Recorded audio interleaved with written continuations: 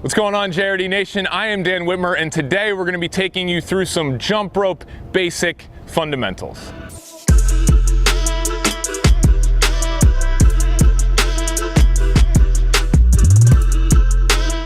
As always, this video and all of our videos are sponsored by Crossrope. It is the best jump rope experience that we have found thus far on the market, and specifically for weight loss. If you guys want 10% off our favorite jump rope, go ahead and check it out in the link below. So guys, we're finally back to posting 3 times a week again. We took a little bit of a hiatus, but now we're back and we're doing a beginner series this week. So this is gonna teach some of those who are new to the channel a lot of fundamentals. Even if you're advanced and you've been following us for a while, this is still a good series to reference to make sure that you are aligned properly and setting yourself up for success. So the first video, this one's gonna be jump rope fundamentals, and then the next 2 are going to be all about jumping rope to lose weight and doing it in the most efficient way possible. Really quick updates just to let you guys know, we got merch coming right now. I'm actually wearing it. We'll talk more about that later. The merch is coming. We have an app coming. There's a lot of exciting stuff. Nutrition coaching is coming. We just hired someone for that.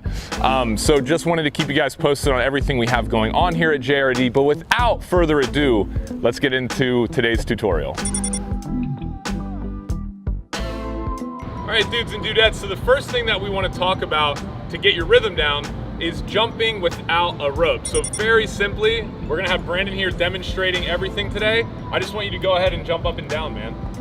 There you go. This is gonna be the first part to getting proficient at jumping rope. Just get that rhythm down.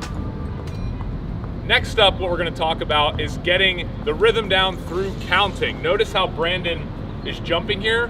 He wants to be even with his jumps because he wants the rope spinning around should match his feet. So in your head, Brandon's going 1, 2, 3, 4, 1, 2, 3, 4. Those counts should all be even. It's really important that you have the correct rope length for jumping rope so that you're not kicking your feet.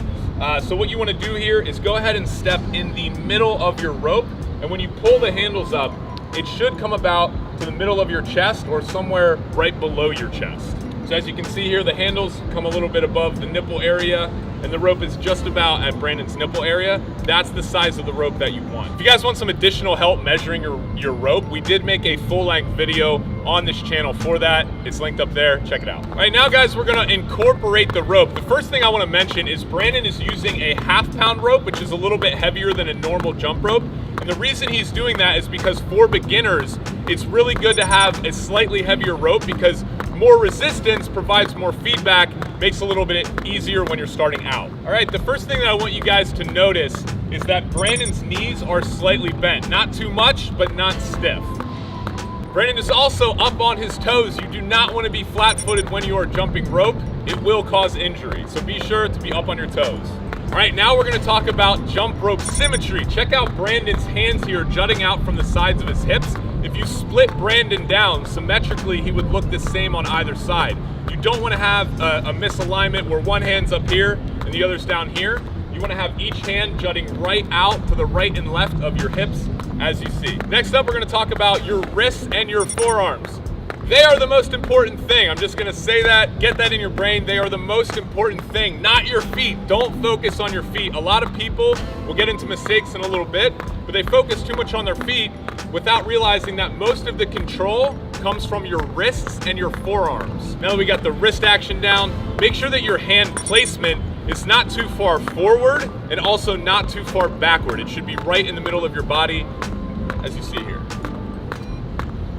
Brandon is jumping no more than 2 to 4 centimeters off the ground. For those of you in the United States, it's like 1 to 2 inches off the ground. But what I'm trying to say is you should have low impact because that's gonna prevent injury and keep you jumping for a long time. And lastly, for form fundamentals, we're gonna talk about posture. Brandon has perfect posture, as you can see here. His whole body is aligned from his head down to his toes. You don't wanna be leaning over, you don't wanna be leaning backwards, you wanna be nice, straight up and down. All right, the next section here, we're gonna be going over beginner mistakes, and Dan is showing you the #1 beginner mistake, which is doing the double jump. So as you can see here, Dan is putting in 2 jumps per swing of the rope. Now, every rotation, we actually only want 1 jump. So right now, it's not what we want. We wanna move from going 2 jumps to just 1 jump. Dan, show them what 1 jump looks like. There it is. All right, next thing we're gonna talk about is alignment being off. Now, some people get completely off kilter where one arm is really high and the other one's down low. Again, we wanna stress symmetry in every movement you have. So if you're off balance and your alignment isn't right, it's gonna be hard to get in a consistent rhythm. So make sure you maintain that symmetry. Next beginner mistake is kicking your heels back. Now, a lot of people stress out about just being able to jump over the rope, so they kick their heels back like you can see Dan doing right here. This is not what you want because it's actually harder on your knees and joints, and it's harder to maintain a consistent jump rope rhythm. Next issue people have is flailing their arms around. Again, we talked about in the beginning of this video, making sure that you minimize movement and really just use your wrists and forearms to control it. So don't flail your arms like Dan's doing. It's not what you want. Keep the movement controlled. Dan, show them a controlled movement.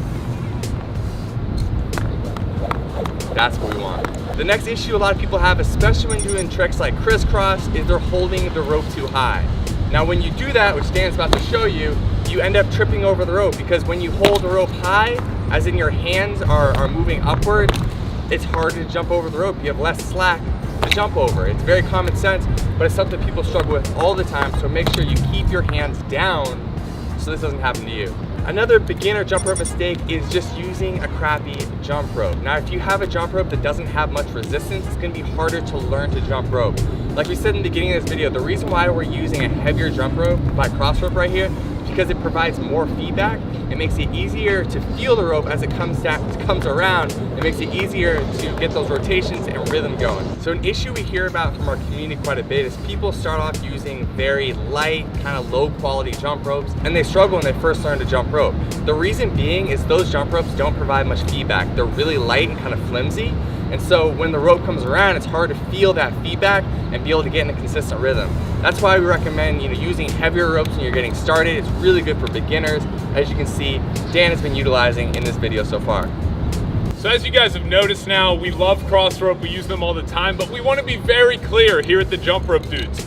Any jump rope is better than no jump rope. So no matter what jump rope you're using, it's better than not using a jump rope. So if you're a total beginner and you don't really know if you like jump rope yet and you're kind of just getting started, it wouldn't be a bad idea to buy a cheaper jump rope. And we actually made a video on the best cheaper jump rope options on the internet. It's linked up here if you want to check it out. Having said that, we're always going to be very honest with you guys in saying that not all jump ropes are created equal, especially if you're trying to lose weight and get that shredded physique like we always talk about here at the Jump Rope Dudes. That is the reason why we chose and love Cross Rope, because Cross Rope is not just a jump rope, it is a jump rope weight loss system, meaning you can attach very quickly a bunch of different types of ropes with different lengths and different weights so that you can change up your workout and help you burn more fat in less time. The last thing that I want to say about the Cross Rope is the durability. When you jump rope as much as Brandon and myself do, which is basically every day, you don't want to have to replace your jump rope every month or two. So another great thing about the Cross Rope is they are made from the highest quality parts. To be totally honest with you, Brandon and I beat the crap out of our jump ropes and we do not need to replace them often. So that's another thing to consider. Jump Rope Dudes and Dudettes, thank you for tuning in to another hopefully informative tutorial. Be sure to stay tuned for Wednesday when we talk about specifically how do you jump rope to lose weight. If you like this video and found it helpful, please give it a like, followed by a subscribe. If you want to continue to jump rope, get lean, and live more, I'm Dan, that's Brandon, always encouraging you to do the thing.